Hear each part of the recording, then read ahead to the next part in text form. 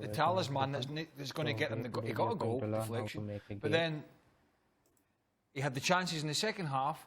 The one that hits the goalkeeper from point blank range, which he had time and space to pick his corner out, pick his spot out. He didn't. Then he has another opportunity to go round the goalkeeper, which he does, but his touch is so heavy, it gets away from him. Lautaro Martinez did get the ball in the back of the net, I think, on a couple of occasions, but he was offside. He looked arguably a bigger threat as the game wore on. And then after that, and Ali pointed out before, we never saw Lukaku, did we? Well, and that's the scary part, because I've sat here and defended that Lukaku has scored goals for Inter and has done the job that he was brought in to do. Well, today is the sort of game in which you need Lukaku to be the guy, to be the man. I'm going to create a... It's okay you miss an opportunity. It's okay that you take that donkey touch around the goalkeeper and it gets away from you. Okay, fine.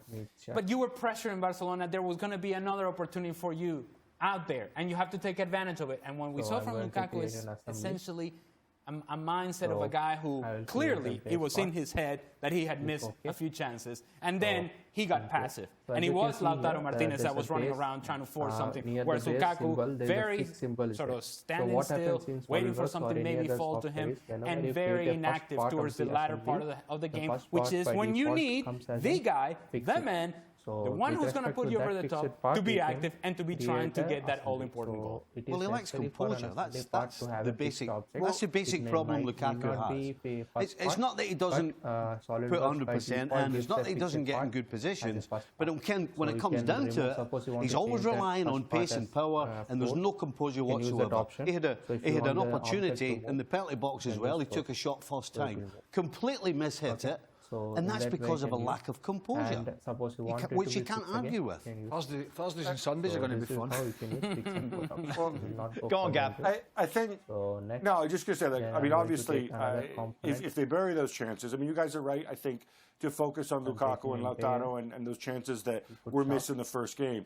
I think what was very evident in this match is that once Inter found themselves effectively chasing because they didn't put those chances away, it was just going to get tougher and tougher for them, because you look at that midfield and the players that they have there, there's no Sainty, there's no Barella, they completely lack dynamism, they can't get around the pitch, so they can't go and press Barcelona high. You know, you can't go and go after Todibo and guys like Wague and guys like that further away. They have to defend deeper, which means they never get the ball back.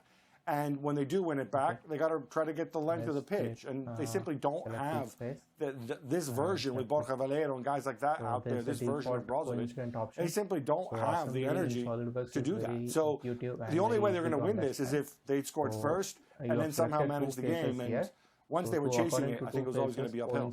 This doesn't help Conte, does it? Trying to save his reputation regarding his run in Europe of late, Gab. We can go to either course, which is I don't think he gives a hoot about that relative. Or actually, he probably does, although he was very demure and measured after the game. I think there's a big silver lining here. And it's a big silver lining more, I think, for the club, because remember, we've gone through this over signings and resources and stuff like that. The club can now turn around and say, okay, Conte, you're out of the Champions League. We're not really fussed by the Europa League.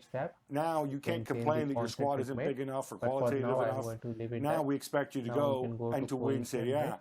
And I think right now, to the club and to their journey back to where they want to be, that matters more. You know, I'm talking about the owners here than a run in Europe where then you run into Real Madrid or Manchester City, and then you go out in the round of 16. 10 mates have been created for 10 parts. Genuine silver lining. I don't know which mate is connecting with which part here. Well, he's got a point though, isn't it? Now, surely the silver lining is if they follow the advance, then financially right click here. They bring in more money, which means they can go and get more players. I mean, surely winning is the silver lining to everything that you're trying. It's easy to understand when there are 10 to 15 mates or 20 more than that.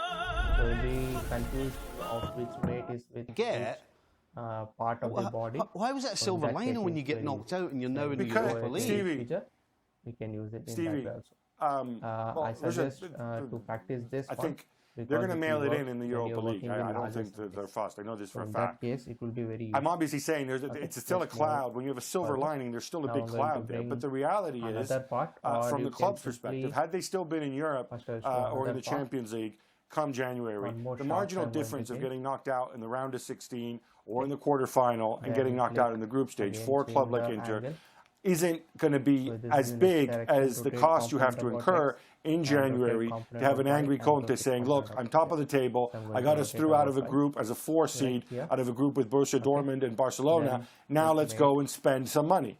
I think this is how a portion of the club views it. I'm sure they would have rather advanced, but from their perspective, this certainly isn't a tragedy.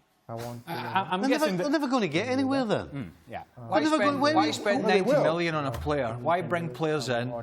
I know they've got some injuries. Why bring a manager in, successful manager, domestically anyway?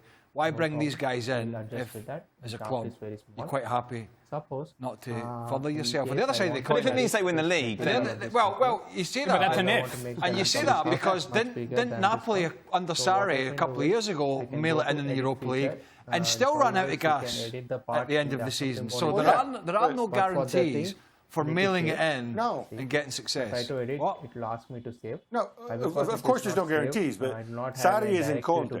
Sarri a couple of years ago didn't go and threaten to burn down the house, metaphorically, obviously, if they didn't get more investment. I mean, that's the reality of it. They're in a different situation right now. They're in a different place and a different time to where Napoli was. They're a different club with a different history. There's no question that knocking Juventus off their... Yeah, would it be better if they won the Champions League? Sure, it would have been a lot better if they'd won the Champions League. But if this gives them a better chance of going and winning Serie A this season, after knocking Juventus off their perch after 8 years, that matters more in the club's timeline in Conte's first season than going into a run in Europe where you're likely to not make it past the round of 16 or at best the quarterfinals. Maybe in the front office that makes sense. Maybe administratively that makes sense. But for the players on the field and the technical staff, you're trying to win the game. You don't see this big picture. Well, if we do this, and then if we do that, and then if we pull the resources from there, and we're able to achieve this. No.